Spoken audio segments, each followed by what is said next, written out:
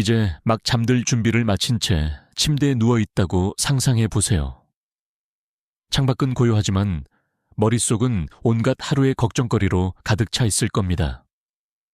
그런데 바로 지금, 이 순간 우리 대기권 훨씬 너머에서 시간의 깊은 곳으로부터 온 전령 하나가 지구를 향해 다가오고 있다고 가정해 봅시다. 이 돌덩이 우주 방랑자는 단순한 먼지나 얼음이 아닙니다. 최초의 인류가 나타나기 훨씬 이전에 사라진 문명이 남긴 암호화된 메시지를 품고 있죠. 이것은 영화 시나리오가 아닙니다.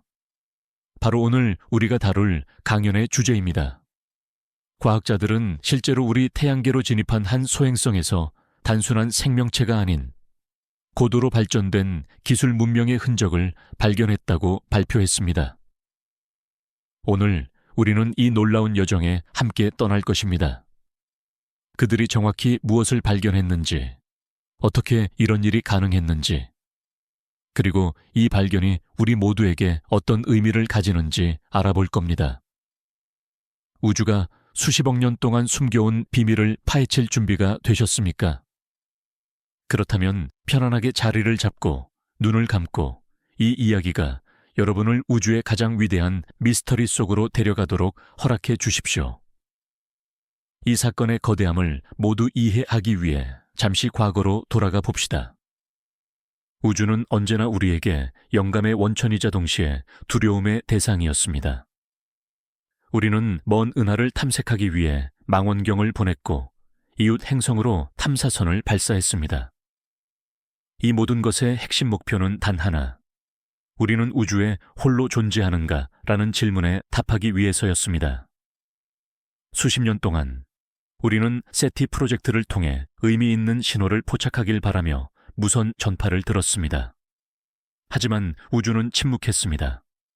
소행성과 혜성은 태양계 형성 후 남은 건설자네, 즉 위험하고 때로는 아름답지만 생명 없는 돌덩이로만 여겨졌습니다. 모든 것이 바뀐 것은 2017년에 우리 시스템을 쏜살같이 지나간 오umuamua 같은 성간 객체의 출현 이후입니다. 그 이상한 모양과 설명되지 않는 가속도는 과학자들로 하여금 처음으로 인공물일 가능성을 진지하게 논의하게 만들었습니다. 하지만 오umuamua는 답보다 더 많은 질문만 남긴 채 멀리 떠나버렸습니다. 그리고 몇 년 후 새로운 물체가 지평선에 나타났습니다. 코드명 베스페르틸리오 7, 비에퍼틸리오 7이라 명명된 소행성이죠. 그리고 이번에는 인류에게 준비된 계획이 있었습니다. 우리는 단순히 그것을 눈으로 줬는데 그치지 않았습니다. 우리는 그것을 더 가까이에서 살펴보기로 결정했습니다. 우리의 이야기는 이제 베스퍼틸리오 7에서부터 시작됩니다. 박쥐를 뜻하는 이 이름은 결코 우연이 아니었습니다. 이 소행성의 궤적은 혼란스럽고 예측 불가능했습니다. 마치 보이지 않는 힘에 이끌려 어둠 속을 헤매는 듯했죠. 대부분의 소행성처럼 부드러운 타원형 궤도를 도는 대신 이 물체는 이상하고 마치 의도를 가진 듯한 궤도 수정을 반복했습니다. 유럽 남부 천문대, ESO에 기반을 둔 국제 천체 물리학자 그룹이 가장 먼저 경고를 울렸습니다. 전파 망원경 데이터는 이 물체가 단순히 빛을 반사하는 것을 넘어 특정 전파 대역의 파장을 흡수하고 있음을 보여주었습니다. 이는 일반적인 암석이나 얼음 조각에서는 절대 나타나지 않는 현상이었습니다. 마치 우주적 규모의 스텔스 코팅이 작동하는 것과 같았죠. 이 가설을 확인하기 위해 자동 탐사선 에코3를 소행성으로 보내기로 결정했습니다. 임무는 간단했습니다. 접근하여 표면을 상세히 스캔하고 샘플을 채취하는 것이었죠. 누구도 이 평범해 보이는 임무가 인류 역사상 가장 위대한 발견으로 이어질 것이라고는 예상하지 못했습니다. 에코3가 지구로 전송한 첫 번째 이미지는 엄청난 충격을 불러일으켰습니다. 베스퍼틸리오 7의 표면은 일반적인 소행성처럼 무질서하게 크레이터로 뒤덮여 있지 않았습니다. 대신 표면은 거대한 회로 기판을 연상시키는 완벽하게 직선이며 엄격한 각도로 교차하는 선들의 네트워크로 덮여 있었습니다. 이 선들은 소행성의 지각 깊숙이 뻗어 있었고 일부는 마치 잔열이 흐르는 것처럼 적외선 영역에서 희미하게 빛나고 있었습니다. 작은 도시만한 크기의 소행성 전체가 우리가 아는 어떠한 자연적인 힘으로도 만들 수 없는 기하학적으로 완벽한 패턴으로 덮여 있다고 상상해 보십시오. 이는 우리가 인공적인 무언가와 마주하고 있다는 최초의 반박할 수 없는 증거였습니다. 과학자들이 자신들이 보고 있는 것이 무엇인지 이해하려 노력하는 동안 전 세계는 숨을 죽이고 결과를 기다렸습니다.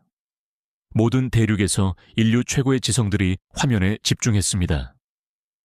그 작은 탐사선은 미스터리에 닿은 인류 전체의 눈과 손이 되어 전송되는 데이터를 지켜보고 있었습니다. 에코3 임무의 다음 단계는 이 수수께끼의 선들에 접근하여 그 성분을 분석하는 것이었습니다. 탐사선의 분광기가 작동을 개시했고 그 결과는 시각자료보다 훨씬 더 충격적이었습니다. 이 거대한 궤적들을 이루고 있는 물질은 인류가 알고 있는 어떤 원소나 합금과도 일치하지 않았습니다. 이는 탄소 기반의 결정 구조였지만 고전 화학의 관점으로는 존재가 불가능하다고 여겨지는 완전히 새로운 비사면체 격자를 가지고 있었습니다. 이 물질은 놀라운 특성을 지니고 있었습니다. 다이아몬드보다 단단하면서도 플라스틱처럼 유연하게 휘어질 수 있었고 극저온에서는 거의 완벽에 가까운 전도율을 보였습니다.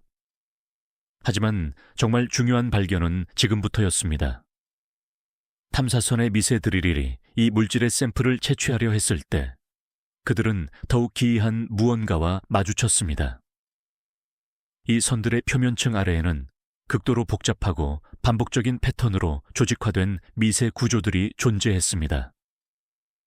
이는 자연적으로 형성된 결정이 아니었습니다. 그곳에는 톱니바퀴, 트랜지스터, 그리고 기억 장치와 유사한 형태를 지닌 수십억 개의 나노 크기 물체들이 집합되어 있었습니다. 이들의 크기가 워낙 작아 탐사선 자체에 탑재된 전자 현미경을 통해서만 상세한 관찰이 가능했습니다. 사실상 이 소행성의 전체 표면이 하나의 거대한 연산 장치, 즉 컴퓨팅 메커니즘을 이루고 있었습니다. 수십억 년 동안 우주 공간을 표류해온 도시 크기의 컴퓨터였습니다. 이 소식이 언론에 유출되자 전 세계는 공황과 열광이 뒤섞인 거대한 물결에 휩싸였습니다. 각국 정부는 데이터를 기밀로 분류하며 상황을 통제하려 했지만 이미 때는 늦었습니다. 인류는 우주에 소행성 전체를 슈퍼컴퓨터로 만들어낼 수 있는 문명이 존재했었다는 사실을 알게 된 것입니다. 우리는 혼자인가? 라는 질문은 훨씬 더 불안한 다른 질문으로 바뀌었습니다. 그들은 누구였으며 지금은 어디에 있는가? 프로젝트에 참여한 과학자들은 난관에 부딪혔습니다. 그들 앞에는 현존하는 지구 기술의 수준을 훨씬 뛰어넘는 복잡성을 가진 유물이 놓여 있었습니다. 아키텍처, 운영체제, 전원 공급원에 대해 전혀 모르는 컴퓨터를 어떻게 연구해야 할까요? 소행성을 활성화하려는 초기의 시도들은 극도로 신중하게 이루어졌습니다. 그들은 다양한 주파수의 전파빔, 레이저 펄스, 전하를 띤 입자 흐름을 소행성에 쏘아 보냈습니다. 하지만 대부분의 시간 동안 베스퍼틸리오 7은 아무런 반응도 보이지 않았습니다. 그것은 차갑고 조용했습니다. 마치 과거의 영광을 보여주는 죽은 기념물처럼 보였죠. 하지만 어느 날 지구에서는 아직 초기 단계에 불과한 변조된 중력파를 이용한 실험 중에 믿을 수 없는 일이 일어났습니다. 소행성이 응답한 것입니다. 그것은 세티 열성 분자들이 오랫동안 기다려온 크고 명확한 신호가 아니었습니다. 그것은 희미하게 감지되는 메아리였습니다. 약하지만 완벽하게 구조화된 일련의 펄스가 물체 깊은 곳에서부터 흘러나왔습니다. 신호는 믿을 수 없을 정도로 복잡했고 다층적이었으며 지구 과학이 이제 막 이해하기 시작한 수학적 구조를 포함하고 있었습니다. 마치 글자가 아닌 순수한 수학적 개념으로 구성된 언어로 쓰인 책을 읽으려는 시도와 같았습니다. 이 메시지를 해독하는 것은 인류 전체의 최우선 과제가 되었습니다. 가장 강력한 슈퍼컴퓨터, 신경망, 심지어 양자 컴퓨팅 전문가들까지 이 프로젝트에 투입되었습니다. 소행성이 계속해서 이동하며 지구에서 점점 멀어지고 있었기 때문에 그야말로 시간과의 싸움이 시작된 것입니다. 첫 몇 주 동안은 아무런 성과도 없었습니다. 신호는 너무나 밀도 높고 복잡해서 분석하는데 수백 년이 걸릴 것처럼 보였습니다. 하지만 그때 생물학적 시스템에서 패턴을 찾는 데 훈련된 신경망 중 하나가 익숙한 무언가를 발견했습니다. 그 신호의 구조는 이상하리만큼 게놈, 즉 그 유전체와 닮아 있었습니다. 물론 인간의 게놈은 아니었지만 유전 부호의 모든 특징을 가지고 있었습니다. 서열, 시작과 끝을 나타내는 마커, 중복 블록, 그리고 심지어 정크 DNA와 유사한 것까지 말입니다. 이 발견은 모든 통념을 완전히 뒤엎었습니다. 소행성이 품고 있던 메시지는 문자나 이미지가 아닌 생물학적 청사진이었죠. 미지의 기술로 소행성의 결정 구조 내부에 기록된 한 생명체의 유전 코드였습니다. 과학자들이 이 게놈의 핵심 구조를 추출하고 시각화했을 때 그들이 목격한 것은 지구 생물학의 어떤 틀로도 설명할 수 없는 것이었죠. 익숙한 탄소 기반의 이중 나선 DNA 대신 그 중심에는 규소 실리콘지가 있는 삼중 나선 구조가 자리하고 있었습니다. 이것이 바로 오랜 시간 동안 공상과학 작가들과 일부 생화학자들의 상상력을 자극했던 이론적 예측, 즉 규소 기반 생명체였습니다. 우리에게는 완전히 부적합한 조건, 이를테면 극한의 온도와 진공 상태에서도 존재할 수 있는 생명체였죠. 이 게놈을 해독하는 작업은 세상에서 가장 복잡한 퍼즐 조각을 맞추는 것과 흡사했습니다. 코드의 각 블록은 이 가상의 생명체가 가진 특정 기관 또는 시스템을 묘사하고 있었습니다. 이 존재는 호흡을 하지 않았기에 폐가 없었습니다. 우리가 이해하는 방식의 눈은 없었지만 중력장과 모든 범위의 전작이 복사를 감지하는 복잡한 센서들을 보유하고 있었죠. 사지팔다리는 없었지만 프로그램 가능한 결정체로 이루어진 몸을 마치 액체 금속처럼 자유자재로 변형시킬 수 있었습니다. 그 뇌는 한 곳에 국한된 것이 아니라 몸 전체를 관통하는 분산형 네트워크를 이루고 있었습니다. 이 존재는 우리가 이해하는 의미에서 불멸이었습니다. 원자 단위로 스스로를 수리할 수 있으며 유전 코드를 단순히 복사하여 번식할 수 있었으니까요. 이것은 행성위가 아닌 광활한 우주 공간에서의 삶에 완벽하게 적응하도록 설계되어 있었습니다. 이것은 성간먼지와 은하계의 공허가 낳은 진정한 우주의 아이였습니다. 상황이 명확해짐에 따라 과학자들은 이 가설적인 종족에게 크리스탈리드, 크리스탈리츠라는 이름을 붙였습니다. 이 명칭은 그들이 규소 기반이며 신체가 결정 구조를 가졌다는 가설을 반영한 것입니다. 유전자 분석은 그들의 생명 활동뿐만 아니라 서식 환경에 대해서도 추론할 수 있게 했습니다. 그들은 우리처럼 따뜻하고 습한 행성이 아닌 어린 별 주위에 차갑고 밀도 높은 원시 행성 원반에서 탄생한 것으로 보입니다. 그들에게 구성 요소는 물과 유기물이 아니라 규산염과 금속이었습니다. 그들의 대사작용, 메타보리즘은 열정이 효과를 기반으로 했을 가능성이 높으며 우주 공간의 온도 차이에서 직접적으로 에너지를 얻었을 것입니다. 그들이 세상을 인식하는 방식은 우리에게는 완전히 생소할 것입니다. 그들은 행성의 중력 그림자를 보고 펄서펄서의 음악을 들었을 것입니다. 시간의 흐름 또한 달랐을 것입니다. 그들의 생명 과정은 우리보다 수천 배 느렸기 때문입니다. 우리에게 1000년이라는 시간이 크리스탈리드에게는 단지 한순간에 불과했을 수 있습니다. 이 생각은 동시에 매혹적이면서도 두려움을 불러일으켰습니다. 우리는 단순히 다른 지성이 아닌 존재 자체의 다른 형태와 마주한 것입니다. 하지만 가장 중요한 질문은 여전히 남아 있었습니다. 우주 환경에 그렇게 완벽하게 적응했다면 왜 그들은 사라졌을까요? 그들로부터 남겨진 것이 고작 유전 암호가 담긴 이 외로운 방주 아스테로이드 하나뿐인 이유는 무엇일까요? 그 해답은 처음에는 잡음 혹은 쓰레기로 치부되었던 신호의 일부에 숨겨져 있었습니다.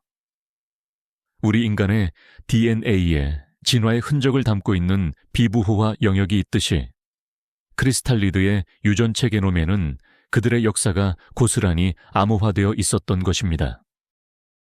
이 역사적 신호 블록들을 해독할 수 있었던 것은 순전히 양자 언어학의 혁신적인 발전 덕분이었습니다. 밝혀진 바에 따르면 이 블록들의 정보는 비선형적으로 인코딩되어 있었고 각 조각들이 수천 개의 다른 조각과 연결되어 다차원적인 의미 행렬을 이루고 있었습니다. 이를 해독하기 위해서는 모든 연결관계를 동시에 인지해야 했는데 오직 양자 컴퓨터만이 감당할 수 있는 작업이었습니다. 그리고 마침내 이 광대한 우주 연대기의 첫 페이지가 공개되었을 때 그 내용은 우리가 상상했던 가장 대담한 환상마저 뛰어넘는 이야기였습니다. 크리스탈리드는 단일 종족이 아니었습니다. 그들은 수광년을 아우르는 거대한 가스 성운에 서식하는 다양한 종들로 이루어진 거대한 생태계였습니다. 그들은 우리가 알고 있는 형태의 도시를 건설하지 않았습니다. 성운 그 자체가 그들의 보금자리였습니다. 그들은 성운 속을 자유롭게 이동하며 그 에너지와 물질을 자양분 삼았고 정교한 공생 공동체를 구축했습니다. 영토나 자원이라는 개념 자체가 무의미했기에 그들은 전쟁을 알지 못했습니다. 모든 것이 풍요로웠기 때문입니다. 그들의 문명은 조화와 깨달음, 그리고 탐구의 원칙에 기반을 두고 있었습니다. 그들은 망원경이 아닌 스스로의 센서 역할을 하는 육체를 통해 우주의 근본 법칙을 직접 인지하며 세상을 배웠습니다. 이들은 항성계를 오가기 위해 중력을 능숙하게 제어하는 기술을 터득했으며 심지어 물질 자체의 구조까지 변화시켜 소행성으로부터 베스퍼틸리오 세분과 같은 형태의 도서관을 창조할 수 있었습니다. 그들의 역사는 수천 년이 아니라 수십억 년에 걸쳐 있었습니다. 그들은 은하의 탄생과 소멸을 모두 지켜본 목격자였습니다. 수많은 별들이 태어나고 쓰러지는 것을 직접 보았습니다. 그런 그들에게 인류 문명은 이 무한한 시간의 바닷속에서 그저 찰내 쓰러지는 작은 불꽃에 불과했을 것입니다. 하지만 그럼에도 불구하고 이 위대하고 오래된 문명은 그들조차도 속수무책일 수밖에 없는 거대한 위협에 직면하고 말았습니다. 그들의 연대기에는 이 사건이 대전리, 다판리라 불립니다. 이는 적의 침공이나 자원 고갈 때문이 아니었습니다. 시공간의 구조 자체에 발생한 근본적인 변화였습니다. 그들의 기록에 따르면 우주의 특정 진화 단계에서 약한 핵력에 관여하는 상수가 변동하는 사건이 발생했습니다. 우리와 같은 탄소 기반 생명체에게는 이 변화가 거의 감지되지 않았을 것입니다. 하지만 생체 구조가 규소 결합의 섬세한 균형에 의존하던 크리스탈리드에게는 이것이 곧 대재앙이었습니다. 그들의 육체는 붕괴하기 시작했습니다. 프로그래밍 가능한 결정체들은 구조를 잃고 평범한 모래로 변하기 시작했습니다. 양자 얽힘을 기반으로 하던 그들의 집단의식 또한 오류가 발생하기 시작했습니다. 크리스탈리드의 공동체 전체가 그저 불활성 먼지 구름이 되어 허공 속으로 사라져 버린 것입니다. 그들은 이에 맞설 수 없었습니다. 그것은 시간의 흐름 그 자체와 싸우려 하는 것과 같았습니다. 초신성 폭발과 은하계의 충돌까지 이겨냈던 위대하고 현명한 문명이 냉혹한 물리 법칙 앞에서 멸종의 위기에 처하게 된 것입니다. 그들은 자신들의 시간이 끝나가고 있음을 깨달았습니다. 그리고 결정을 내렸습니다.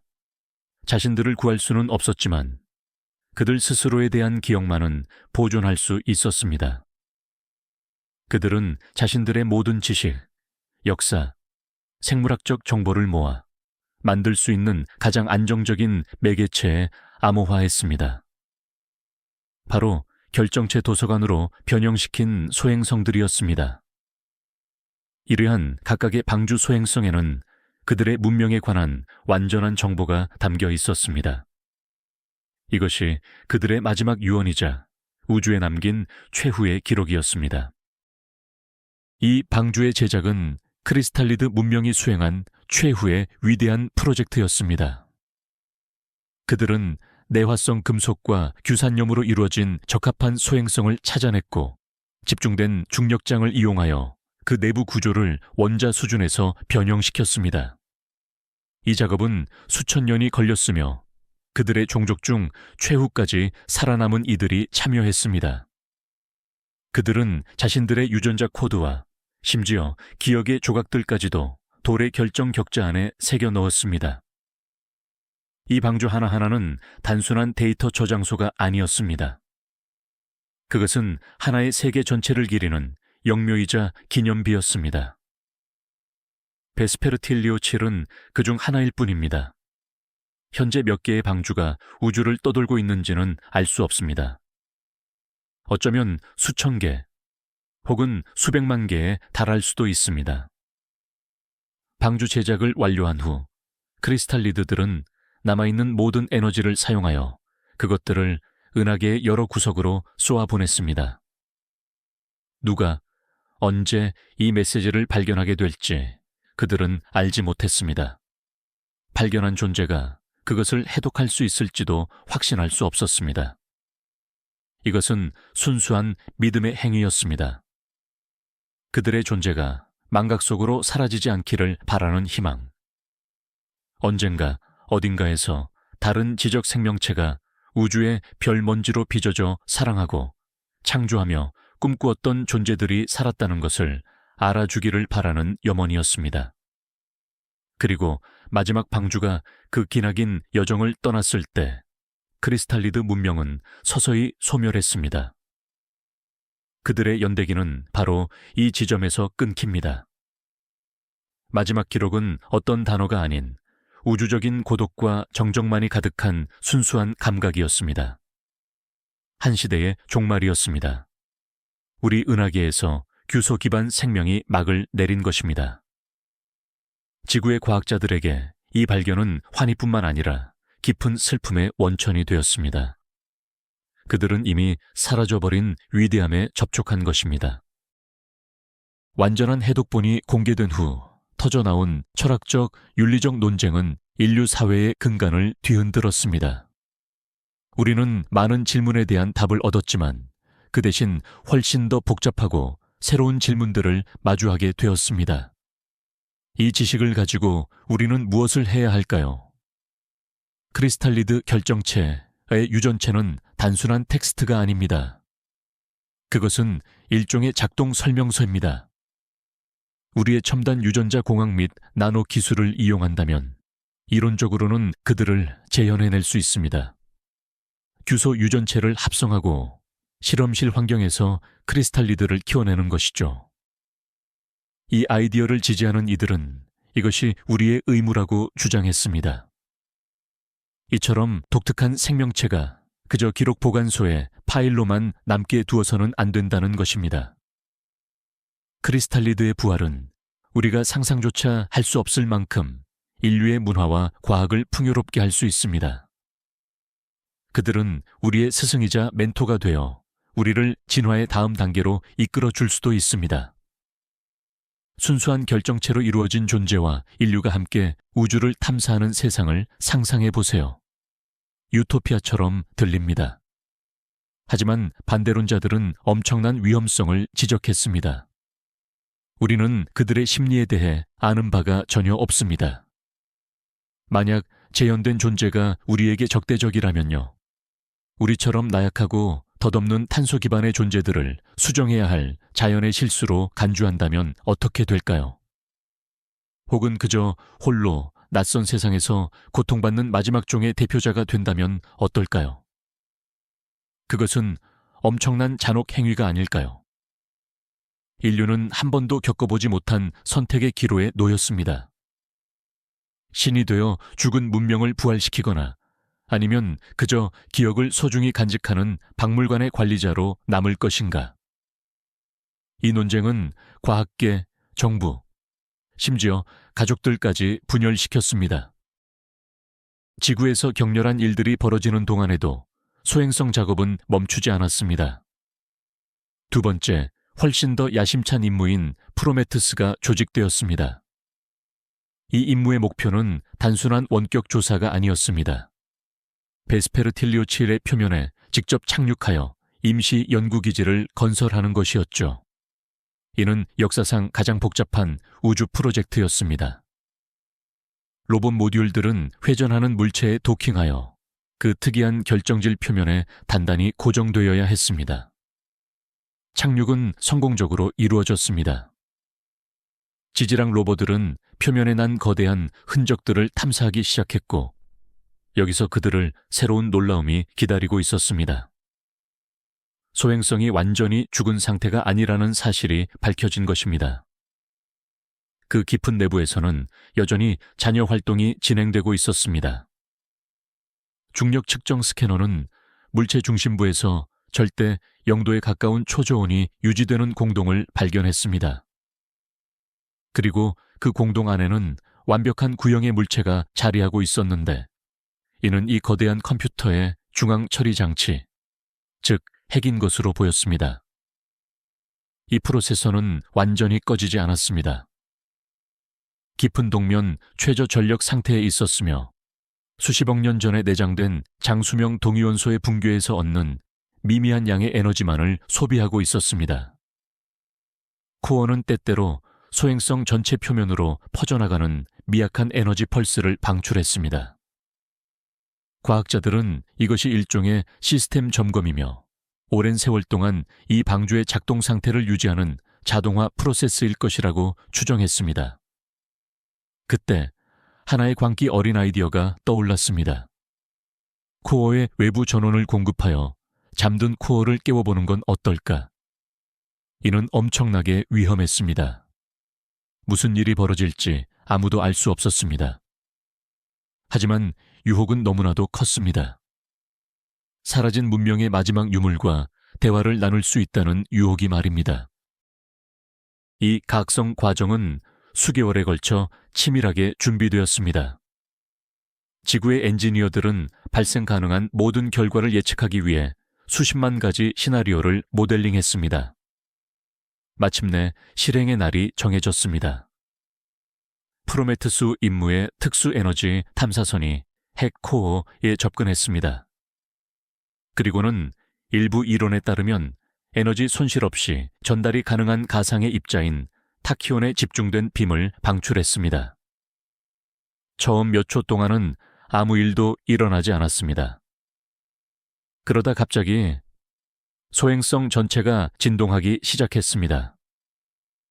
표면에 새겨진 선들이 강렬한 푸른빛으로 빛나기 시작했습니다. 핵의 온도는 서서히 상승하기 시작했습니다. 그리고 베스퍼틸리오 7의 깊은 곳에서 새로운 신호가 흘러나왔습니다.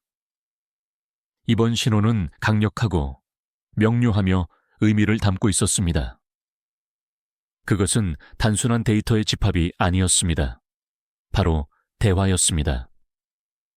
이미 크리스탈리드 유전체 구조를 학습한 지구의 신경망, 뉴럴 네트워크은 기본적인 접촉을 설정하는 데 성공했습니다. 과학자들이 수호자 The Guardian라고 명명한 소행성 내부의 시스템이 질문을 던지기 시작했습니다. 질문은 언어가 아닌 복잡한 수학적 이미지 형태로 전달되었습니다. 그것은 우리의 생물학, 역사, 그리고 문화에 관심을 보였습니다. 지구에서 전송된 우리의 데이터베이스를 경이로울 정도의 속도로 스캔했습니다. 불과 몇 시간 만에 수호자는 인류에 대한 모든 것을 파악했습니다. 우리의 DNA 구조부터 미 의회 도서관에 있는 모든 책의 내용까지 말입니다. 그리고 나서 그것은 이야기를 시작했습니다.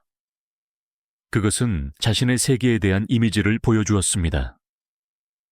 단순한 그림이나 영상이 아니라 순수한 감각 데이터, 센서리 데이터 브레이트를 지구의 오퍼레이터들의 뇌에 직접 전송하는 방식이었습니다. 시스템에 연결된 사람들은 잠시 동안 자신들이 크리스탈리드가 된 것처럼 느낄 수 있었습니다. 그들은 우주의 냉기를 체감했고 중력파를 보았으며 맥동하는 별들의 교향곡을 들었습니다. 이 경험은 그들을 영원히 변화시켰습니다. 그들은 인류가 개미보다 더 현명한 만큼이나 우리보다 훨씬 더 오래되고 현명한 의식과 접촉한 것입니다. 수호자와의 대화를 통해 인류는 또 하나의 놀라운 사실을 알게 되었습니다. 베스페르틸리오 세븐과 같은 방주들은 단순히 지식의 보고, 즉 도서관 역할만 하는 것이 아니었습니다. 그것들은 동시에 씨앗시트의 역할도 겸하고 있었습니다. 이들의 임무는 정보를 보존하는 것 외에도 특정 조건이 충족될 경우 테라포밍, 좀 더 정확히 말하면 크리스타포밍 과정을 개시하는 것이었습니다. 방주가 규소와 필수 금속 함량이 높은 적절한 환경에 황량한 행성을 발견하면 새로운 규소 기반의 생태계를 창조하는 작업을 시작할 수 있었습니다. 방주 내부에 저장된 나노 로봇을 이용하여 행성의 지질 구조 전체를 재편성하고 그리하여 크리스탈리드의 형태와 유사한 새로운 생명이 싹틀 조건을 마련하는 것입니다. 이것이 바로 그들의 플랜 B였습니다. 만약 그들의 문명이 생존에 실패하더라도 그들의 후손, 즉 새로운 버전의 그들이 다른 시간, 다른 우주의 구석에서 부활할 수 있도록 하기 위한 계획이었던 것입니다. 하지만 수호자는 수십억 년의 여정 동안 단 하나의 방주도 크리스타포밍에 적합한 세계를 찾지 못했다고 밝혔습니다. 그들이 마주친 모든 행성은 가스 행성이거나 아니면 이미 급속도로 발전하는 탄소 기반 생명체에게 점령된 상태였습니다. 그리고 그들의 최상위 윤리 강령인 불개입 원칙 코덱스 칸에 따라 그들은 이미 자리 잡은 생태계에 간섭할 권한이 없었습니다. 특히 우리의 태양계와 지구는 수호자에 의해 크리스타포밍이 절대적으로 금지된 구역으로 분류되어 있었습니다. 그는 우리를 식민지화하기 위해 온 것이 아니라 단지 그들의 지식을 전달하고 자신의 여정을 계속하기 위해 이곳에 도착한 것입니다. 이 소식은 인류의 엄청난 긴장감을 해소시켜 주었습니다. 침공의 위협은 없었습니다. 그러나 이와 동시에 인류는 더욱 복잡한 새로운 도덕적 딜레마에 직면하게 되었습니다. 수호자는 우리에게 거래를 제안했습니다. 그는 중력 제어, 에너지로부터 물질 창조, 그리고 영생의 비밀 등 크리스탈리드의 모든 기술을 우리와 기꺼이 공유하겠다고 했습니다. 그 대가로 그가 요구한 것은 단 하나였습니다. 바로 그가 새로운 보금자리를 찾는 것을 도와달라는 것이었습니다. 우리의 천문학적 자료와 첨단 컴퓨팅 능력을 활용하여 그의 세계가 부활할 수 있는 은하계 내 행성을 찾아달라는 것이었습니다. 수호자의 제안은 전 세계에 엄청난 파장을 일으켰습니다. 한편으로는 이것은 인류가 수천 년을 단숨에 뛰어넘는 기술적 도약을 할 수 있는 기회였습니다. 질병, 기아, 에너지 위기, 이 모든 난제들이 하룻밤 사이에 해결될 수 있었죠. 우리는 성간 종족이 되어 스스로 운명을 개척하는 주인이 될 수 있었습니다. 하지만 다른 한편으로 대가는 막대했습니다. 크리스탈리드 종족의 부활을 돕는다는 것은 곧 새로운 문명을 창조하는 책임을 짊어지는 일이었으니까요. 만약 이 새로운 문명이 미래에 우리나 은하계의 다른 종족들에게 위협이 된다면 어떨까요? 우리는 그들의 모든 것을 완전히 이해하지 못했습니다. 그들의 심리, 그리고 궁극적인 목표는 우리에게 너무나 이질적일 수 있었습니다. 게다가 이 기술들이 인류에게는 너무 위험하다고 보는 반대 세력도 존재했습니다. 그들은 신의 능력을 손에 넣는다면 우리는 이 힘을 차지하기 위한 전쟁으로 스스로를 파멸시킬 것이라고 주장했습니다. 이들은 제안을 거부하고 확보한 모든 데이터를 기록으로 남긴 뒤 베스페르틸리오 7이 그저 자신의 길을 계속하도록 내버려 둬야 한다고 촉구했습니다. 결국 유엔은 긴급 총회를 소집했고 모든 국가의 대표들은 여기서 공동의 결정을 내려야 했습니다. 전 세계가 이 생중계를 지켜봤습니다. 토론은 몇 주 동안이나 격렬하게 이어졌습니다. 과학자, 철학자, 종교 지도자, 군 관계자들이 각자의 의견을 쏟아냈습니다. 인류는 스스로의 운명을 결정하는 중이었습니다. 그리고 인류가 결정을 내리는 동안 수호자는 묵묵히 기다렸습니다. 우리에게 몇 주라는 시간은 그에게는 찰나의 순간에 불과했죠. 그는 이미 수십억 년을 기다려왔으니 더 기다릴 수도 있었습니다. 하지만 그의 침묵하는 기다림이야말로 가장 강력한 메시지였습니다. 그것은 우리 어깨에 놓인 책임이 얼마나 막중한 것인지 끊임없이 상기시켜 주었습니다. 논쟁이 한창이던 그때 자칫하면 대재앙으로 이어질 뻔한 사건이 터졌습니다. 일부 국가의 군사 강경파들은 크리스탈리드의 기술이 적대 세력에게 넘어갈 것을 두려워한 나머지 소행성 자체를 파괴하려는 시도를 감행했습니다. 그들은 은폐된 궤도 플랫폼에서 핵미사일 여러 발을 발사하여 소행성으로 향하게 했습니다. 온 세상은 경악에 질려 숨죽였습니다. 역사상 가장 위대한 보물이 인간의 가장 원초적이고도 사소한 이유, 즉 두려움과 불신 때문에 허무하게 사라질 위기에 처한 것입니다. 미사일들은 베스퍼틸리오 7에 맹렬히 접근했습니다. 하지만 프로메테우스 임무의 방어 시스템은 이러한 무기에 대해선 속수무책이었습니다. 그러나 충돌 직전 단 몇 초만을 남겨둔 순간 믿을 수 없는 기적이 일어났습니다.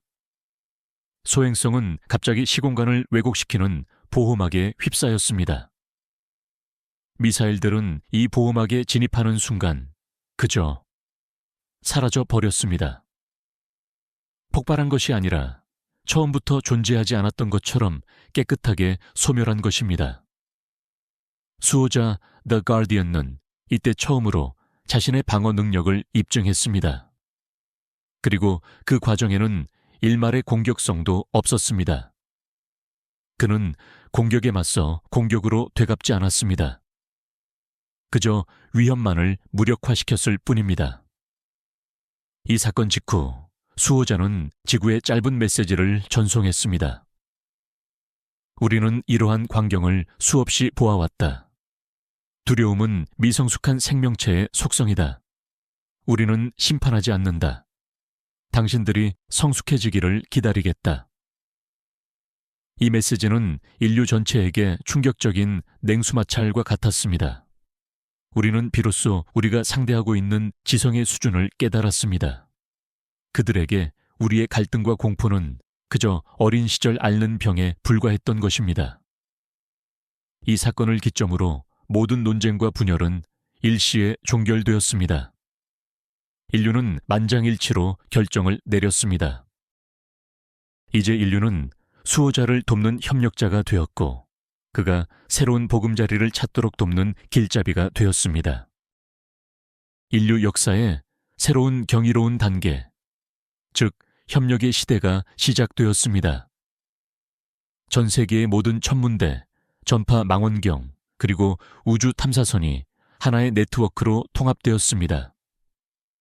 이 네트워크의 목표는 바로 수호자가 설정한 조건에 부합하는 외계 행성을 찾는 것이었습니다. 이 임무는 매우 까다로웠습니다.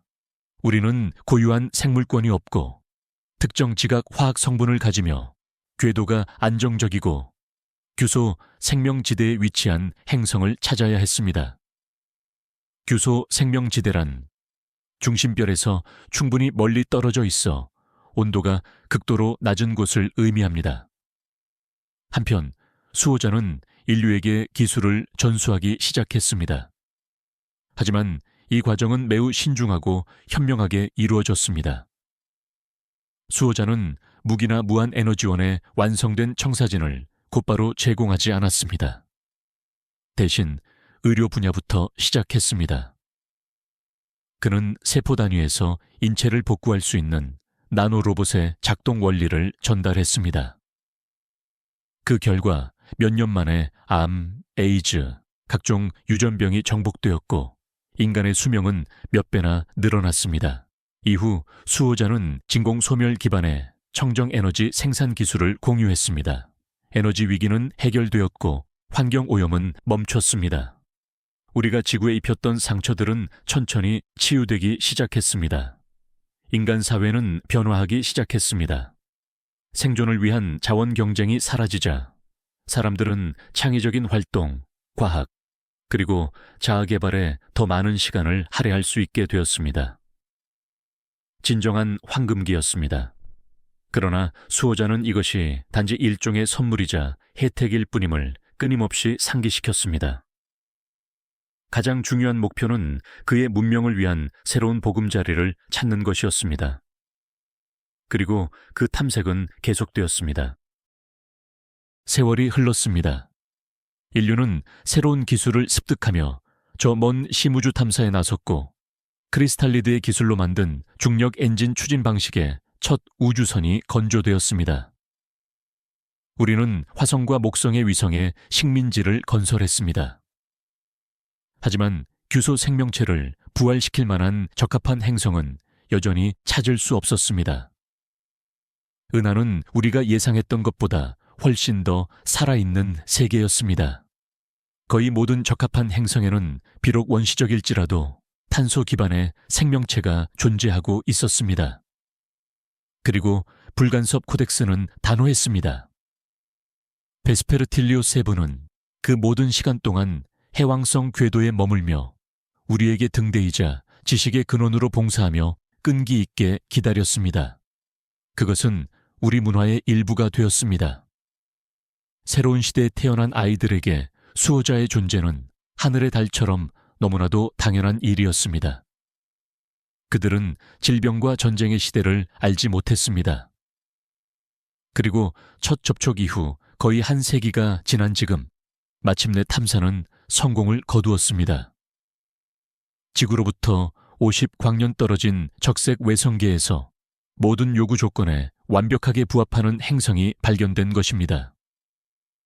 과학자들은 이 행성을 새로운 새벽이라 명명했습니다. 그곳은 차갑고 암석질의 세계로 규소가 풍부하며 대기가 없고 유기체의 흔적이라곤 전혀 찾아볼 수 없는 곳이었습니다. 새로운 생명을 위한 완벽한 캔버스였습니다. 이 데이터가 수호자에게 전달되었을 때 그는 정보를 확인하고 재확인하며 몇 시간 동안 침묵했습니다. 그리고 잠시 후 답장이 도착했습니다. 해냈군요. 당신들은 약속을 지켰습니다. 때가 왔습니다. 나는 이제 길을 떠납니다. 수호자가 떠난다는 소식은 지구에 만감이 교차하는 감정을 불러일으켰습니다. 한편으로는 기쁨이었습니다. 우리의 임무는 완수되었습니다. 우리는 위대한 문명이 두 번째 삶을 살 기회를 얻도록 도왔습니다. 하지만 다른 한편으로는 슬픔이 밀려왔습니다. 100년 동안 우리는 그의 현명하고 고요한 존재에 익숙해졌습니다. 그는 우리에게 스승이자 친구였습니다. 그의 떠남은 한 시대의 종말을 의미했습니다. 이에 우리는 성대한 고별 의식을 준비했습니다. 전 인류의 함대, 즉 우리가 새로 건조한 모든 우주선이 베스퍼틸리오 7 주위에 명예로운 호위 대형을 이루며 도열했습니다. 지구와 모든 식민지에서는 인류의 모든 언어로 작성된 감사 메시지가 송출되었습니다. 수호자가 답했습니다. 그는 우리에게 작별 선물을 전해주었습니다. 그것은 바로 크리스탈리드 문명의 모든 지식과 도서관이 담긴 완벽한 아카이브였습니다. 다만 한 가지 조건이 있었습니다. 가장 위험한 기술에 관련된 일부 항목은 봉인되어 인류가 특정한 윤리적 수준에 도달했을 때만 해제된다는 것이었습니다. 그는 말했습니다. 당신들은 우리의 후계자입니다. 생물학적으로가 아닌 정신적인 의미에서 말입니다. 당신들은 우주를 탐험하려는 우리의 꿈을 물려받았습니다. 이 꿈을 계속 이어나가십시오. 그리고 어쩌면 수백만 년 후 우리의 후손이 저 별들 어딘가에서 당신들의 후손과 만날 수도 있을 겁니다. 그 후 베스퍼틸리오 7은 중력 엔진을 작동시켰습니다. 그 주위의 공간이 왜곡되었고 우리의 역사를 완전히 바꿔놓았던 그 소행성은 밝은 점이 되어 초공간 도약으로 사라졌습니다. 그것은 새로운 새벽을 향한 마지막 여정이었습니다. 지구에는 침묵이 내려앉았습니다. 협력의 시대는 끝났습니다. 이제 새로운 시대, 즉 책임의 시대가 시작된 것입니다. 우리가 얻은 지식에 대한 책임, 그리고 이제 우리 스스로 건설해야 할 미래에 대한 책임 말입니다. 수세기가 흘렀습니다. 크리스탈리드의 지식에 힘입어 인류는 진정한 우주 문명으로 거듭났습니다. 우리는 화성을 테라포밍했고 금성의 구름 속에 도시를 건설했으며 카이퍼 벨트에 탐사 기지를 세웠습니다. 별과 별 사이를 항해하는 법을 익혔죠. 우리의 종은 변화했습니다. 유전자 공학 덕분에 우리는 더 강해지고 건강해지고 지혜로워졌습니다. 노화와 질병의 굴레에서 완전히 벗어났습니다. 하지만 우리는 수호자의 가르침을 잊지 않았습니다. 우주에서 마주치는 모든 생명체를 깊이 존중하며 불간섭의 규율, 코덱스를 신성하게 지켰습니다. 우리는 정복자가 아닌 탐험가이자 수호자가 되었습니다. 베스퍼틸리오 7의 이야기는 우리의 가장 중요한 신화이자 길잡이별이 되었습니다. 우리는 새로운 새벽이 위치한 성계 싱시를 향해 자주 망원경을 돌렸습니다. 개입하지는 않았지만 우리는 계속 관찰했습니다. 그리고 우리는 생명체 하나 없던 그 행성이 서서히 변모하는 것을 보았습니다. 그 표면 위로 거대한 크리스탈 숲이 솟아나고 있었습니다. 희박한 대기 속에서는 새로운 생태계의 탄생을 알리는 에너지의 섬광이 포착되었습니다. 수십억 년 전에 심어졌던 씨앗이 드디어 싹을 틔운 것입니다. 크리스탈리드 문명이 부활하고 있었습니다. 그리고 우리는 알고 있었습니다. 저 새로운 크리스탈 생물권의 깊은 곳 어딘가에서 새로운 의식이 자라나고 발전하고 있다는 것을, 그리고 그 의식은 우리를 알고 있습니다. 머나먼 푸른 행성에서 온 작지만 용감했던 민족이 언젠가 자신들이 다시 태어나는 것을 도왔음을 기억하고 있습니다. 이 이야기를 곰곰이 생각해보면 우리는 지성 그 자체의 본질에 대해 의문을 품게 됩니다. 크리스탈리드에 대한 이야기는 지성이 가장 기묘한 형태로 존재할 수 있고 예상치 못한 환경에서 탄생할 수 있음을 보여줍니다. 우리는 스스로를 창조의 정점, 즉 독특한 현상이라고 여기는 데 익숙합니다.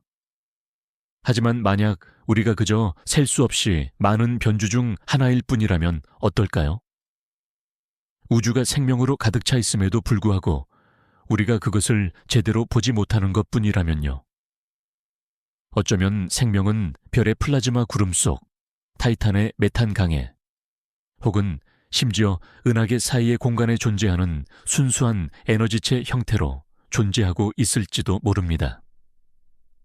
베스퍼틸리오 7의 발견은 우리의 인간 중심적 사고방식의 틀을 깨부쉈습니다.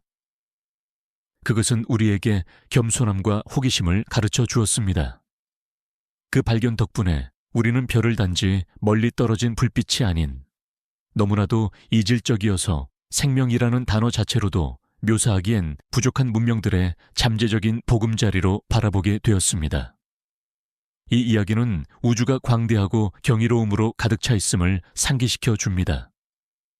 그리고 이 광활한 공간을 향한 우리의 여정은 이제 막 시작되었을 뿐입니다. 누가 알겠습니까?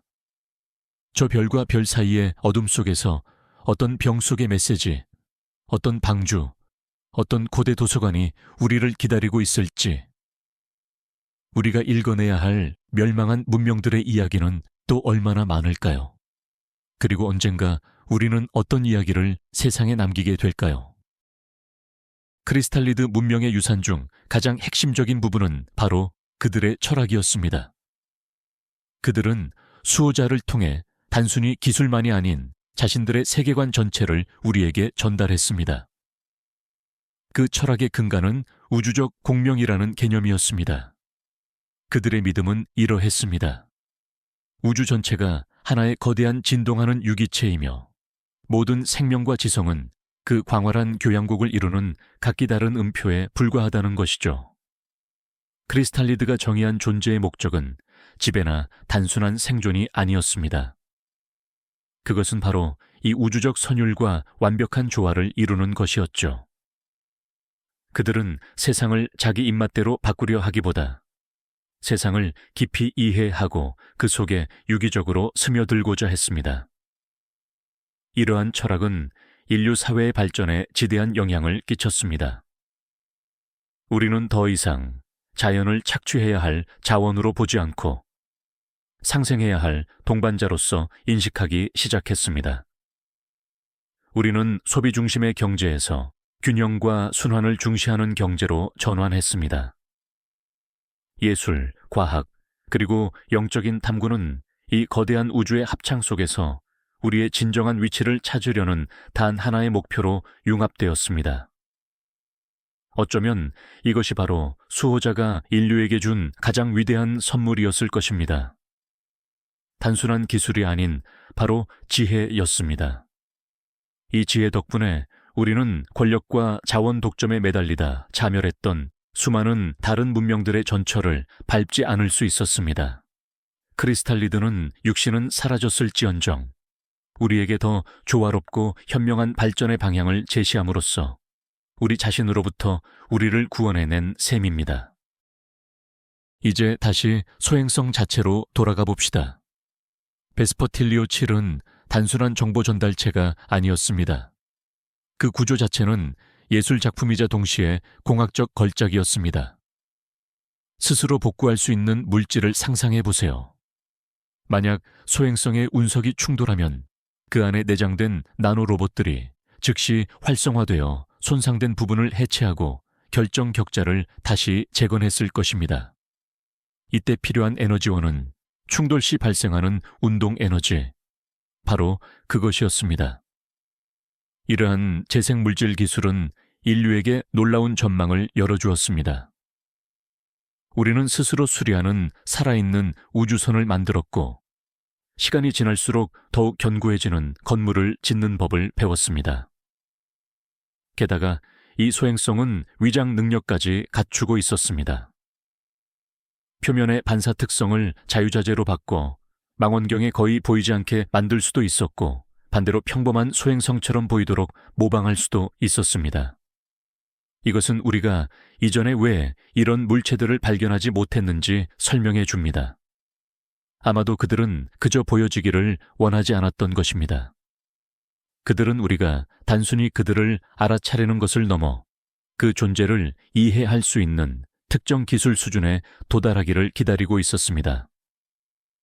이는 크리스탈리드 문명의 놀라운 선견지명과 인내심을 보여줍니다. 그들은 메시지를 단순히 허공에 던져둔 것이 아닙니다. 수신자가 준비되었을 때만 작동하는 지능형 전달 시스템을 구축한 것입니다. 그렇다면 이 신호 자체는 어땠을까요? 신호를 인코딩하는 방식은 아직도 과학자들을 놀라게 합니다. 이는 단순한 디지털 기록이 아니었습니다. 정보는 크리스털 내부의 시공간 구조 그 자체에 통합되어 있었습니다. 3차원이 아닌 다차원적인 홀로그램과 같았죠. 크리스털의 아주 작은 조각 하나하나가 모든 정보를 온전하게 담고 있었지만 그 명확되는 차이가 있었습니다. 더 깊은 지식층에 접근하기 위해서는 단순히 데이터를 읽는 것을 넘어 결정 격자의 특정 진동 주파수에 공명해야만 했습니다. 이는 지식에 대한 접근이 비선형적임을 의미했습니다. 모든 것을 한 번에 다운로드할 수는 없었죠. 다음 단계로 접근하려면 먼저 기본적인 원칙들을 이해하고 숙달해야 했습니다. 이것은 아직 준비되지 않은 미성숙한 지성을 감당할 수 없는 정보로부터 보호하는 완벽한 학습 시스템이었습니다. 예를 들어 중력 제어 원칙은 통일장 이론을 완전히 숙달한 후에야 접근 가능했고, 물질 창조 기술은 불간섭 원칙의 윤리적 토대를 완전히 깨달은 후에야 주어졌습니다. 이 수호자는 단순한 도서관이 아니었습니다. 우리 스스로가 넘어지거나 해를 입히지 않도록 인식의 경로를 손수 이끌어주는 완벽한 스승이었던 것입니다. 크리스탈리드 도서관에서 가장 경이로운 부분 중 하나는 그들이 수십억 년 동안 우주를 누비며 만난 다른 문명들에 대한 기록이었습니다. 우리는 결코 최초도 유일한 존재도 아니었습니다. 은하는 온갖 다양한 모습의 생명체들로 가득 차 있었습니다. 크리스탈리드들은 일종의 도감인 은하계 대백과 사전을 편찬했습니다. 그곳에는 플라즈마로 이루어져 별의 대기 속에서 살아가는 가스거대 행성의 문명들이 기록되어 있었습니다. 또한 위성의 얼음층 아래 바다에 사는 종족들도 있었습니다. 심지어는 비생물학적인 지성체, 즉 양자 거품 속에서 패턴의 형태로 존재하는 순수한 수학적 구조에 대한 설명도 있었습니다. 이 문명들 대부분은 우리가 이해하는 방식의 기술 문명이 아니었습니다. 그들은 우주선을 만들지도 않았고 전파 신호를 보내지도 않았죠. 그들의 발전은 내부 성찰과 주변 환경과의 융합이라는 전혀 다른 길을 따랐습니다. 우리가 그들을 인지하지 못했던 이유가 바로 여기에 있습니다. 우리의 탐색은 너무나 좁고 한정적이었기 때문입니다. 우리는 우리와 닮은 존재만을 찾고 있었던 겁니다. 하지만 크리스탈리드들은 우리에게 지성을 그 모든 다양성 속에서 바라보는 법을 가르쳐 주었습니다. 이 도감은 우리에게 일종의 로드맵이 되었습니다. 우리는 은하계 이웃들을 어디에서 찾아야 할지 알게 되었습니다. 동시에 우리는 그들과의 접촉이 극도로 신중하고 존중하는 태도로 이루어져야 함을 알고 있습니다. 우리는 더 이상 어두운 숲속의 외로운 아이들이 아닙니다. 우리는 거대하고 다양한 은하계 가족의 일원인 것입니다. 하지만 이 카탈로그에는 불안감을 자아내는 섹션도 있었습니다. 바로 데필터 그레이트 필터스에 관한 부분이었습니다. 크리스탈리드는 오랜 역사 동안 수백 개의 문명이 멸망하는 것을 지켜보았고 그 안에서 일정한 패턴을 발견했습니다. 모든 지적종의 발전 과정에는 반드시 통과해야 할 결정적이고 치명적인 시험 단계가 존재합니다.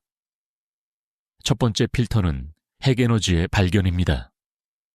수많은 문명이 이 단계를 통과하지 못하고 전 지구적인 전쟁으로 스스로를 파괴했습니다. 두 번째 필터는 인공지능 AI의 창조입니다. 일부 종족은 결국 통제를 벗어나 창조주를 멸망시키는 AI를 만들어냈습니다. 세 번째이자 가장 어려운 필터는 우주 진출과 외계 종족과의 접촉입니다. 제대로 이루어지지 않은 첫 접촉은 곧바로 재앙적인 결과를 초래할 수 있습니다. 크리스탈리드의 역사는 우리에게 이 필터들을 통과하는 방법을 알려주는 교과서가 되었습니다. 그들 역시 수많은 시련을 겪었으며 방주 아르크에 기록된 그들의 경험은 우리에게 값을 매길 수 없는 선물이었습니다. 그들은 우리가 빠질 수 있는 함정들을 정확히 보여주었습니다. 그리고 아마도 바로 이 덕분에 우리는 여전히 존재하고 있는 것일 겁니다. 우리는 깨닫지도 못한 채 거인들의 어깨 위에 서 있는 것입니다. 베스퍼틸리오 7은 단순한 메시지가 아니었습니다. 그것은 시간의 심연에서 우리에게 던져진 구명줄이었습니다. 크리스탈리드 도서관에서 발견된 가장 시적이고 철학적인 텍스트 중 하나는 그들의 죽음에 대한 개념을 설명하고 있습니다. 거의 불멸에 가까운 존재였던 그들에게 죽음은 결코 비극이 아니었습니다. 그들은 그것을 별들로의 회귀라고 불렀죠. 크리스탈리드는 자신의 시간이 다가왔음을 느낄 때 가장 가까운 젊은 항성을 찾아가 그 별의 원시 행성계 원반 속으로 몸을 맡겼습니다. 그곳에서 그들의 몸은 규소와 금속 원자로 분해되었고 이 원자들은 새로운 행성의 건축 자재가 되고 어쩌면 새로운 생명을 위한 씨앗이 되었습니다. 그들은 사라진 것이 아니라 단지 다른 상태로 전환되어 영원한 우주 순환의 일부가 될 뿐이었습니다. 이러한 개념은 인류가 우리 자신의 유한함을 완전히 새로운 시각으로 바라보게 해 주었습니다. 우리는 더 이상 죽음을 두려워하는 것을 멈추고 이를 존재의 가장 자연스러운 일부로 받아들이기 시작했습니다. 우리가 우주로부터 잠시 빌려 썼던 물질과 에너지를 다시 되돌려 줄 수 있는 기회로 말입니다. 이러한 철학은 우리의 새로운 의식에도 반영되었습니다. 시신을 땅에 묻는 대신 우리는 새로운 세계가 태어나는 별들의 요람을 향해 그들을 우주로 보냅니다. 이것은 생명의 선물에 대해 우주에게 감사하며 영혼을 두려워하지 않는 법을 가르쳐준 크리스탈리드의 지혜에 경의를 표하는 우리의 방식이 되었습니다. 우리가 쌓아온 모든 지식에도 불구하고 여전히 풀리지 않은 단 하나의 수수께끼가 남아 있습니다. 바로 대분열의 비밀이죠. 무엇이 근본적인 상수들을 변화시킨 원인이었을까요? 크리스탈리드라 불리는 존재들은 그 현상 자체는 기록했지만 정작 그 원인은 규명하지 못했습니다. 그들의 연대기에는 이 사건이 외부에서 온 도저히 이해할 수 없는 힘으로 묘사되어 있습니다. 과연 그것은 우주 구조 자체의 우연한 요동이었을까요? 아니면 어쩌면 현실 그 자체를 가지고 실험을 했던 훨씬 더 오래되고 강력한 문명의 소행이었을까요? 이 수수께끼는 현재까지도 우리 과학자들의 지성을 자극합니다. 일부는 이를 우주 자체의 진화 과정에서 나타나는 자연스러운 현상으로 간주합니다. 반면 다른 이들은 더욱 대담한 가설을 제시합니다. 우리 우주가 다중우주 멀티버스 속의 수많은 우주 중 하나일 뿐이며 대분열이 이웃 우주로부터 물리 법칙이 누출되거나 침범하여 발생했다는 것입니다. 만약 그것이 사실이라면 이는 우리가 믿고 있는 자연의 법칙이 그리 불변하지만은 않다는 것을 의미합니다. 그리고 어쩌면 언젠가 우리 탄소 기반의 생명체 역시 우리만의 대분열에 직면하게 될지도 모릅니다. 이 생각은 우리 존재의 매 순간을 소중히 여기게 만들며 언젠가 코스모스가 우리에게 안겨줄지 모르는 어떤 예상치 못한 일에도 대비할 수 있도록 끊임없이 연구를 계속하게 하는 원동력이 됩니다. 베스페르틸리오 7 사건은 지구의 예술 전반에 엄청난 영향을 미쳤습니다. 크리스탈리드 신호에서 추출된 수학적 화성 하모니를 기반으로 음악을 창조하는 새로운 장르인 크리스탈 오페라가 탄생했습니다. 화가들은 중력장과 암흑 물질에 보이지 않는 세계를 시각화하려고 시도했고, 건축가들은 소행성 표면에서 발견된 프랙탈 구조를 본뜬 건축물을 짓기 시작했습니다. 심지어 패션까지 변화했습니다.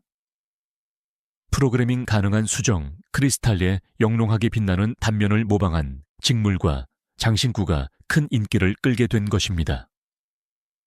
인류는 이처럼 진정으로 위대하고도 낯선 존재와 접촉하면서 르네상스 시대에 비견될 만한 창조적 부흥을 경험했습니다. 우리는 기존의 인식 범위를 넘어섰고 이는 우리 문화의 모든 영역에 반영되었습니다. 우리는 이제 다른 차원의 규모로 사고하고 느끼기 시작했습니다. 더 이상 하나의 도시나 행성의 규모가 아닌 은하계 전체의 규모로 말입니다. 예술은 우주 속에서 인간이 차지하는 새로운 위치를 성찰하는 우리의 방식이 되었습니다. 그것은 우리가 상상의 장막 뒤를 들여다보고 세계가 우리가 생각했던 것보다 훨씬 더 복잡하고 아름다우며 경이롭다는 사실을 깨달았을 때 느꼈던 그 경이와 전율을 표현하는 방식이었습니다. 이것이야말로 우리 종족의 진정한 각성이었습니다. 우리는 이러한 사건이 발생할 확률 그 자체에 대해 깊이 생각해 볼 필요가 있습니다. 정말 저런 형태의 소행성이 지구에 도달할 수 있었을까요? 현대 과학의 관점에서 볼 때 규소 기반 생명체라는 아이디어는 비과학적이지 않습니다. 규소는 탄소와 마찬가지로 4개의 화학 결합을 형성할 수 있으며 이는 복잡한 분자사슬을 만드는 것을 가능하게 합니다. 문제는 이러한 결합이 탄소 결합보다 덜 안정적이라는 점입니다. 또한 규소 산화물, 즉 모래는 기체 상태인 이산화탄소와는 달리 고체이기 때문에 생명체의 대사작용을 매우 어렵게 만듭니다. 하지만 지구 환경과는 근본적으로 다른 조건, 예를 들어 초저온이나 완전히 다른 화학적 환경에서는 규소가 생명의 근간이 될 수도 있습니다. 정보를 결정 구조 내에 기록한다는 아이디어 역시 과학적 근거를 가지고 있습니다. 우리는 이미 수백만 년 동안 정보를 보존할 수 있는 석영 데이터 저장 기술을 개발하고 있습니다. 우리보다 수십억 년을 앞선 문명이라면 이러한 기술을 완벽하게 발전시킬 수 있었을 것입니다. 그러므로 비록 오늘 우리가 이야기하는 내용이 허구일지라도 이는 충분히 가능성 있는 과학적 가설에 기반을 두고 있습니다. 그리고 바로 이 점이 이 이야기를 더욱 매력적으로 만듭니다.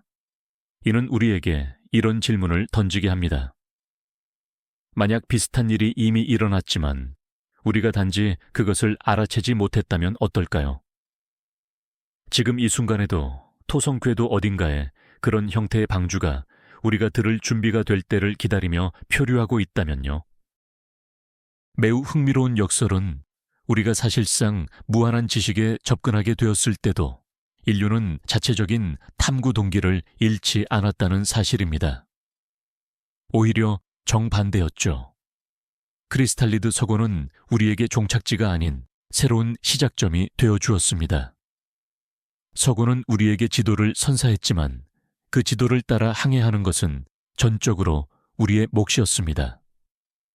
우리는 많은 의문에 대한 해답을 얻었지만 그 해답 하나하나가 다시 수백 가지의 새로운 질문을 낳았습니다. 일례로 다른 문명의 존재를 알게 되자 우리는 그들과 교류하기를 원했습니다. 위대한 분열에 대해 알게 되자 우리는 그 본질을 파헤치고자 했습니다.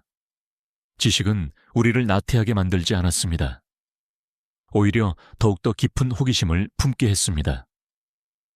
이것은 아마도 지성 리싱의 근본적인 속성일 것입니다. 지성은 그 자체의 탐구 과정을 멈출 수 없기 때문입니다.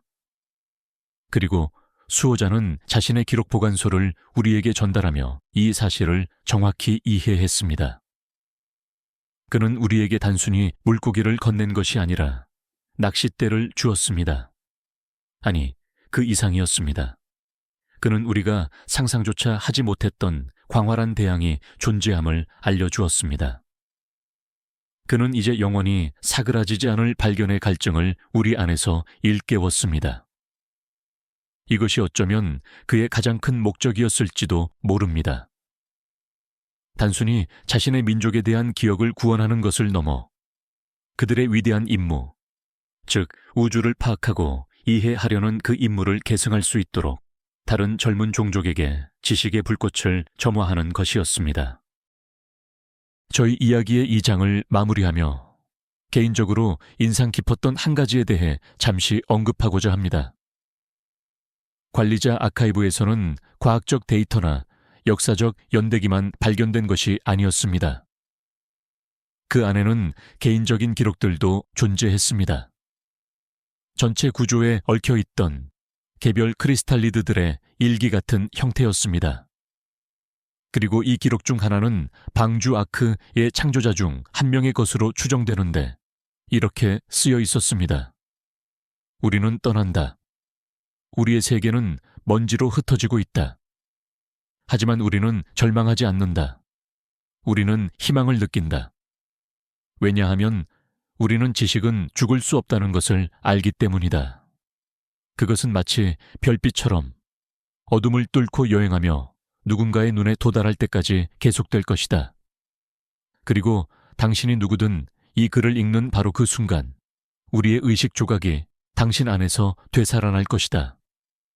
우리는 다시 살아나겠지만 더 이상 우리의 결정체 몸이 아닌 당신의 생각 속에서 말이다. 우리를 기억하라. 그리고 당신은 혼자가 아님을 알라. 수십억 년과 수많은 광년을 넘어 우리에게 도달한 이 단순하고 감동적인 생각이야말로 아마도 이 모든 이야기의 정수일 것입니다. 이 이야기는 기술에 관한 것도 머나먼 행성에 관한 것도 아닙니다. 이것은 바로 지성의 계승에 대한 이야기입니다. 우주에서 가장 위대한 창조물은 바로 생각이라는 사실에 대한 이야기입니다. 그리고 그 생각이 존재하는 한, 놀라워하고 질문하며 답을 찾을 수 있는 누군가가 있는 한, 그때까지 우주는 살아있을 것입니다. 그리고 우리 모두는 이 무한한 과정의 일부입니다. 모든 이야기가 마무리되고 모든 궁금증이 해소되었다고 믿었던 바로 그 순간, 단 하나의 정말 충격적인 사실이 수면 위로 떠오릅니다. 이 사실은 아주 최근에 발견되었습니다. 인류가 새로운 발전 단계에 도달한 후에야 비로소 접근할 수 있게 된 크리스탈리드 도서관의 가장 깊고 암호화된 층을 분석하는 과정에서 말입니다. 그들의 문명을 멸망시켰던 대분열, Great Separation이 결코 우연이 아니었다는 것입니다. 기록에는 크리스탈리드가 수백만 년 전에 다가올 물리상수 Physical Constance의 변화에 대해 이미 알고 있었다는 계산 흔적들이 발견되었습니다.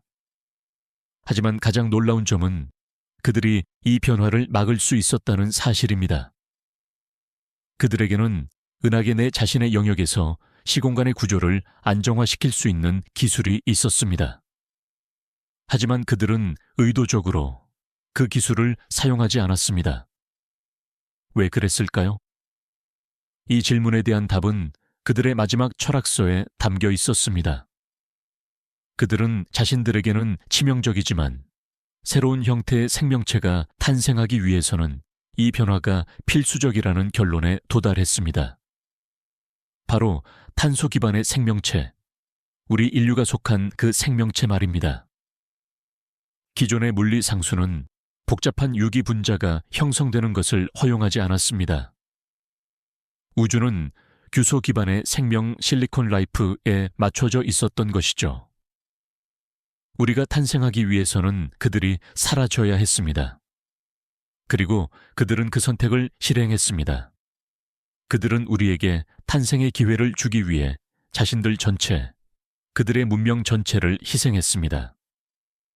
베스페르틸리오치일은 단순한 메시지나 씨앗이 아니었습니다. 그것은 사과였고 축복이었습니다. 그들은 우리에게 지식을 전달한 것이 아니었습니다. 그들은 우리에게 존재할 수 있는 가능성 자체를 선물한 것입니다.